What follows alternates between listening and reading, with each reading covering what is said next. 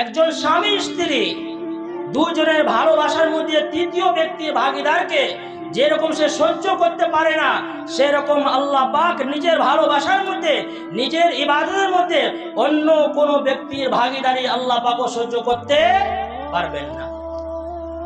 এজন্য কোরআন পাকে আল্লাহ পাক পরিষ্কার ভাবে আল্লাহ পাক জানিয়ে দিয়েছেন, ইন্নাল্লাহা লা ইয়াগফিরু আন ইউশরাকা বিহি ওয়া ইয়াগফিরু মা দুনা যালিকা লিমান ইয়াশা। কে শিরক ছাড়া আল্লাহ পাকের যে কোনো ইবাদতের মধ্যে, যে কোনো সিফাতের মধ্যে অন্য কোনো মানুষকে শরীক করা, ভাগীদার করা, এটা এমন একটা গুনাহ, এই গুনাহ আল্লাহ পাক বলছে আমি কোনোদিন ক্ষমা করব না। চরম পর্যায়ের একটা জঘন্য একটা অপরাধ, জঘন্য একটা গুনাহ। এই পৃথিবীতে যত রকমের অপরাধ, যত রকমের গুনাহ রয়েছে, যত রকমের খারাপের কাজ চলছে, এর মধ্যে